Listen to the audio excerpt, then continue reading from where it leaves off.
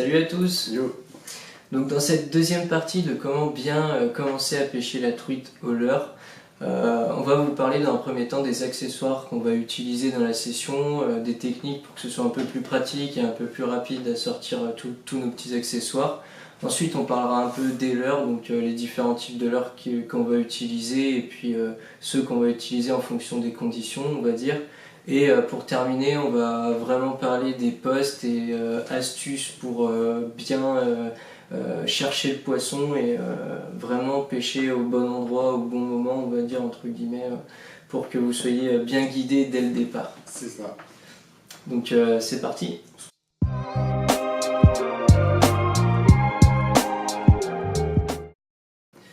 Alors dans cette deuxième partie, on va vous parler des accessoires qu'on va utiliser notamment pour l'aspect pratique.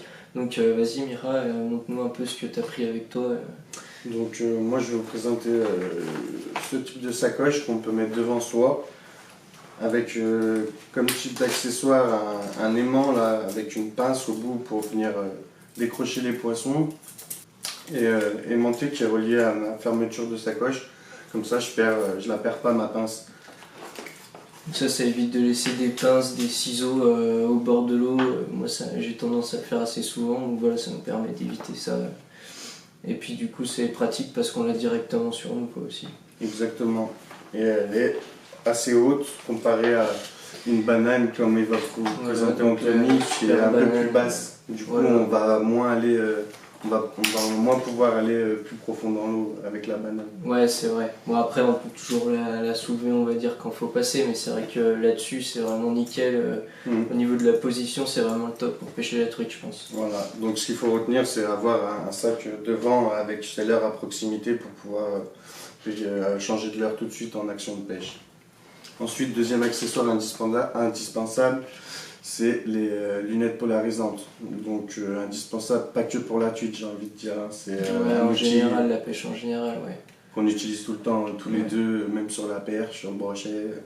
Ça part vraiment quand il y a vraiment trop de reflets et que on n'arrive à rien voir, mais sinon généralement ça cache pas mal les reflets et ça permet de cibler un peu mieux les postes, quoi, on va dire. Même là c'est des décathlons à 15 €, on a déjà quelque chose de sympathique, c'est mieux que rien quoi, que de regarder à l'œil nu. Après je précise quand même pour ceux qui sont comme moi qui portent des lunettes que on peut avoir pour un budget assez faible généralement une deuxième paire. Moi je prends directement en polarisante et la qualité elle est vraiment au top. Et pour finalement un budget qui est pas trop élevé, donc ça je le conseille si vous voulez vraiment vous y mettre de prendre des lunettes polarisantes quoi. Ouais. Et le dernier accessoire indispensable pour nous ça va être les waders. Donc les waders ça nous permet de rentrer dans l'eau, donc pêcher des postes, beaucoup plus de postes du coup, de pouvoir aller chercher ses leurres quand on est accroché.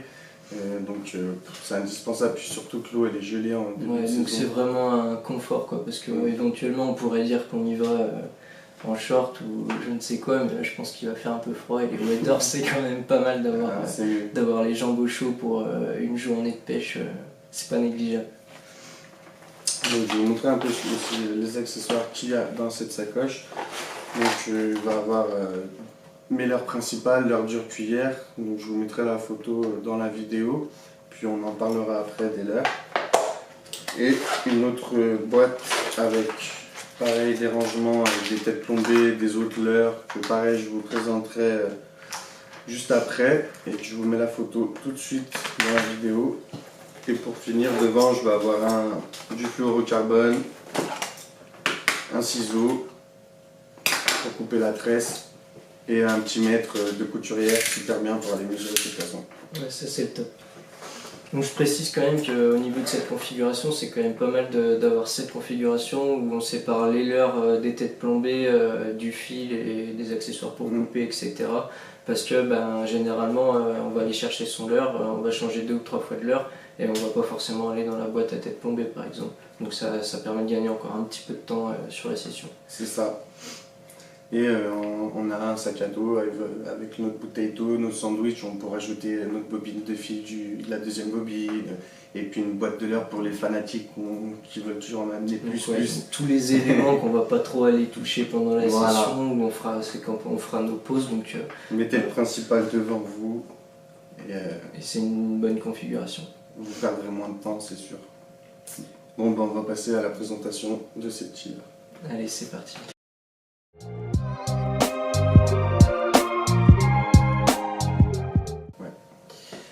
Donc là, on va parler des différents types de leurres qu'on va utiliser pendant la session. Donc là, par exemple, Mira, je vois que tu as des poissons nageurs. Explique-nous un peu la différence qu'on a entre les poissons nageurs, parce qu'ils se ressemblent vachement, mais il y a quand même une différence. Il y a des éléments à prendre en compte. Et ces différents éléments, qu'est-ce qu'ils vont faire sur la nage, sur l'animation, etc. Par exemple, sur celui-là, on a les flancs plats. Donc, c'est un leurre qui va beaucoup plus tenir dans le courant. Contrairement à un leurre qui a les flancs ronds, comme celui-là. Donc, flanc plat à utiliser quand il y a beaucoup de courant. Plus les flancs sont prononcés plats, plus il tiendra le courant. Et plus on est sur une forme ronde, moins il tiendra le courant. Donc, le flanc rond, plus à utiliser sur du calme, sur des petites parcelles où la rivière est calme, et celui-là à utiliser dans le courant. Voilà les deux choses à savoir pour la truite. Et après, c'est au niveau de la profondeur de nage du poisson. Donc, celui-là, par exemple, il va être coulant, c'est-à-dire tant que je ne le ramène pas, il va couler dans la profondeur d'eau. Celui-là, il va être flottant, ou un autre, pas celui-là. Celui-là, par exemple, va être flottant. Donc il va rester à la surface et c'est quand je vais le ramener qu'il va plonger sous la surface de l'eau. Et par exemple, dans la même gamme, celui-là il va être suspending. Alors suspending, c'est-à-dire qu'il va rester à une profondeur voulue. Donc si la bavette c'est 80 cm, il va rester à 80 cm. Et là on n'a plus qu'à le jerker un peu pour l'animer à 80 cm. Donc si la bavette elle va à 1 mètre, là on va être à suspending à 1 mètre. Donc voilà, à vous de choisir la profondeur par rapport à la bavette. Et ouais, c'est ce que j'allais dire, je vais rebondir là-dessus. Il y a aussi le paramètre de la bavette qui va jouer sur la profondeur de nage. En fin de compte, c'est ce qui va définir la profondeur de nage, et ensuite le fait qu'il soit flottant ou autre va nous permettre de régler, entre guillemets, plus ou moins la hauteur d'eau après. C'est ça. Du coup, on va parler maintenant de tes petits leurres souples là. Je vous conseille des petits shads. Donc les petits shads, c'est quoi? C'est en forme de poisson, tout simplement, naturel. Donc il y a plusieurs marques, One Up, Ketek, des marques qui sont connues, qui marchent bien, le Easy Shiner. Et ensuite on a Berkeley avec les Rip Shad. Ouais, tout un attirail là-dessus. Il y en a plein. Je précise quand même, si vous avez jamais utilisé Shad et que vous ne savez pas vraiment ce que c'est ceux qui ressemblent à un poisson, et au bout on a un paddle, c'est-à-dire qu'il y a un plat tout au bout de la queue. On vous mettra une photo en bas. C'est à ça qu'on reconnaît le shad, et c'est ce qui fait qu'il va avoir cette nage en fait. De petits poissons. Ensuite, je vais avoir les petites têtes tombées pour ces leurres souples. Ouais. Donc en 2 grammes minimum, parce qu'on est sur de la rivière où donc il y a du courant, donc il faut un minimum sentir son leurre quand même. Après, je vous conseille plus 5 grammes pour bien sentir le leurre et pour aller tout de suite au profond. Donc ça, la tête plombée au niveau du leurre souple, c'est un peu l'équivalent de la bavette entre guillemets. C'est ce qui va, enfin, plus ou moins, c'est ce qui va nous donner la profondeur de nage à laquelle on veut travailler, quoi. Et puis pour finir, j'ai quelques cuillères. Quelques variantes de cuillères, on va dire, en fait. Donc là, par exemple, tu as de l'ondulant et de la cuillère tournante. Voilà. Donc la cuillère tournante, ça va être plus pour du linéaire. Et l'ondulante, ça va être plus à utiliser comme un petit peu un leurre souple, à jiguer. Donc en dents de scie un peu, entre guillemets. Voilà, c'est exactement ça. La petite dents de scie. Donc la cuillère à avoir indispensable. Je vous laisse aller voir la vidéo des présentations de leurres aussi, pour ceux qui n'ont pas vu, avec Mehdi, où on présente un peu tous nos petits leurres pour la truite. Voilà, j'ai aussi un petit micro spinner bait Ça fait C'est le mix avec le leurre souple et la la cuillère. cuillère. Là on a Fiche qui fait ça, je vous mettrai la photo avec le nom. C'est nouveau. C'est nouveau. C'est de juin 2016, un truc comme ça. Ouais. Si je me souviens bien. Ça fait 6 grammes, je vous mettrai la photo, ça a l'air pas mal. Je suis curieux de voir aussi, il paraît que c'est Vous très verrez, le efficace. paddle, en fait, c'est un bout de plastique. À mon avis, ça s'utilise pas mal pareil, en jig, en dents de scie. À tester. À Là, on tester. verra directement sur le terrain. On verra sur la photo. Donc voilà ce qu'il y a à peu près dans mes 2 boîtes. Je pense qu'on a fait le tour. Si vous voulez plus de précision, comme je vous l'ai dit, allez voir la vidéo sur les présentations de l'heure. Là, on va passer aux postes, aux astuces. Ouais, donc là, on parlera aussi un peu des leurres, comment les utiliser en fonction des postes un petit peu Un aussi. petit peu, voilà. Donc allez, c'est parti. À tout.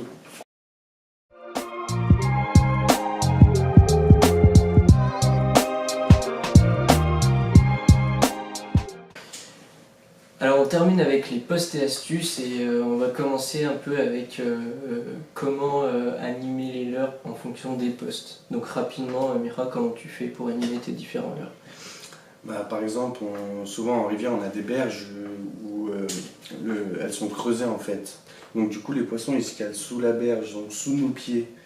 Et là, je vais plus utiliser un poisson de type suspending pour aller rester vraiment sous la berge et au niveau de ses yeux, quoi, de la truite. Et là, venir l'énerver, jerker sur tout le long de la berge. Donc ça va être une bonne technique, par exemple. Ouais, d'accord. Ensuite, un flottant, je vais plus le jeter dans le courant. Vu qu'il est flottant, ça va me permettre de laisser dériver avec le courant. Et ensuite, mettre un petit coup de canne pour commencer à l'animer sur un poste sous un arbre que je ne peux pas accéder en jetant, parce que je vais m'accrocher dans l'arbre tout de suite. Donc je jette un peu avant l'arbre, mon leurre va descendre sous l'arbre, et là, hop, je vais pouvoir commencer à le jerker et être sous mon poste. Ça te permet de prendre le temps de viser l'endroit où tu vas faire passer. On ne pourra pas faire avec un coulant, parce qu'il va couler, il va s'accrocher tout de suite. Donc le flottant, indispensable pour ça. Parfait. Ensuite, un coulant, il va me servir, comme il dit son nom, à aller couler, chercher une fosse. Dès que j'ai un trou, je sais qu'il y a 1,50 m, 2 mètres d'eau, je vais prendre un leurre coulant pour aller pêcher un peu plus creux dans ce trou d'eau.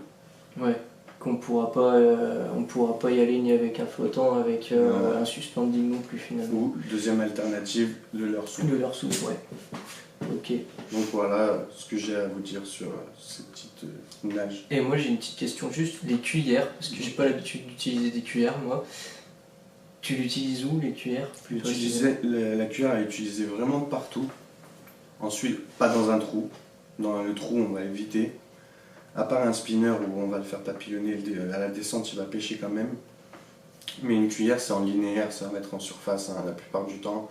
Par contre, calme, courant. Pour la tournante, ça donc. Ouais, ça fonctionne tout le temps. Après, tu peux utiliser une cuillère à jiguer dans un trou aussi. Ondulante là comme ça. Peut-être moins fréquent sur la truite quoi. Ouais, moins fréquent. Mais là, il n'y a pas de règle, il faut tout essayer. D'accord. Peut-être aujourd'hui c'est ça qui va marcher, demain ça sera ça. Donc c'est ça, c'est un petit conseil. On va passer justement aux conseils et aux astuces. Varier les leurres, changer souvent, mettez des petites agrafes. Donc ça vous permet de changer souvent de leurre sans refaire des nœuds à chaque fois. Ouais, parce que pour préciser, en plus quand on a de la tresse et qu'on a un bas de ligne en fluoro, s'il faut refaire le nœud, ça raccourcit le fluoro à chaque fois. Et il faut refaire le nœud du raccord tresse fluoro. Donc là, si on change souvent de leurre, on met de l'agrafe, c'est plus simple. Un conseil que je vais vous donner, ça va être de pêcher en remontant la rivière.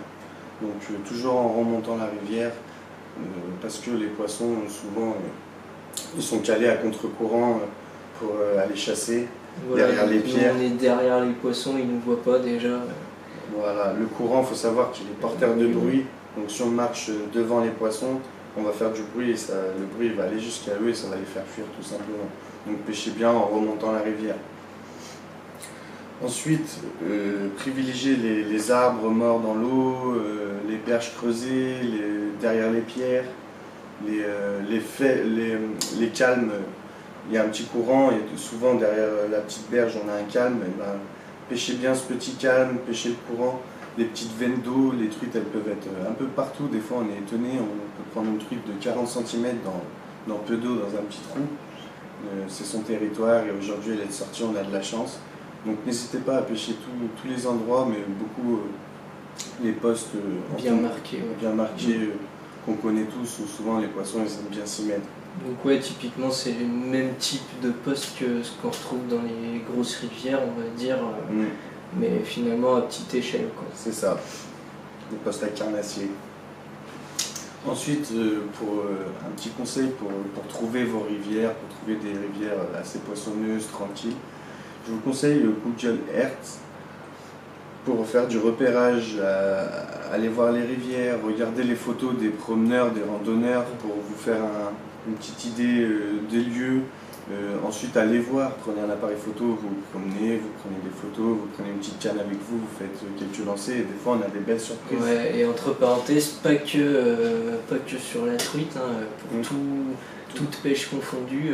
D'ailleurs, c'est comme ça qu'on s'est rencontrés, c'est en allant chercher les postes, donc c'est ça. Faut vraiment le faire dès qu'on peut, faut y aller, c'est vraiment un super outil. Google Earth, Google Maps. Allez-y, quoi. Pour faire du repérage, c'est parfait, donc n'hésitez pas à l'utiliser. Ouais. Ensuite, renseignez-vous auprès des gens qui pêchent. Si vous connaissez des gens qui pêchent la truite, allez avec eux, allez apprendre.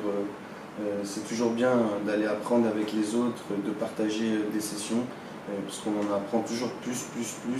Même si le gars, on dirait qu'il est débutant, ben peut-être qu'il sait mieux faire un nœud, ou peut-être qu'il a une meilleure technique, qu'il a trouvé autre chose. Puis chaque pêcheur a ses petits trucs et astuces, et c'est toujours bon d'aller en chercher chez un peu tout le monde, ça permet de compléter un peu tous ces petits trucs-là. Donc ça, le partage, c'est hyper important pour bien pêcher.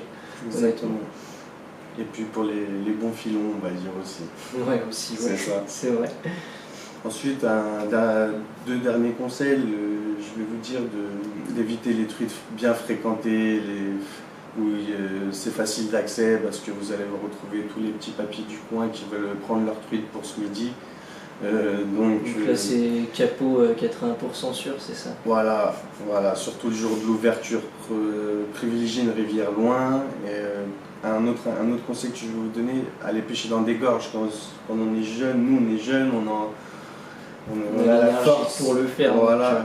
On n'a pas peur d'aller marcher, crapahuter et on a des résultats. Parce que je suis allé pêcher comme tout le monde au début sur des rivières connues, à payer une journée à 15 € et me prendre un capot parce qu'on était 10 pêcheurs au mètre carré. C'est incroyable le jour de l'ouverture. Et donc je vous conseille vivement de faire ça, aller chercher sur Google Earth des gorges et allez-y, prospectez, vous verrez, vous aurez des bonnes surprises. Puis honnêtement, on y trouve quand même des paysages qui sont vachement aussi, qui sont top, quoi. Donc exactement. C'est un tout, on va dire, la pêche de la truite, c'est pas que la pêche, c'est aussi un peu le cadre, quoi, quand même. Dernier petit conseil qui est valable pour la pêche tout le temps, c'est faites le coup du matin, n'hésitez pas à vous lever tôt, et le coup du soir. Hein, c'est bien pêcher, c'est là où les poissons ils sont le plus mordeurs. Bah ouais, c'est triste mais c'est comme ça. Donc voilà, on vous souhaite une bonne ouverture, des belles truites et on espère vous montrer de belles vidéos avec des beaux poissons qu'on a pris ensemble. Voilà, donc prochaine vidéo, la session, et puis n'hésitez pas à vous abonner, mettre un petit pouce et puis commenter, et partager tout ce qu'on vous a présenté. Voilà, donc ça nous fera plaisir, donc allez-y, faites-vous plaisir aussi. Allez, ciao.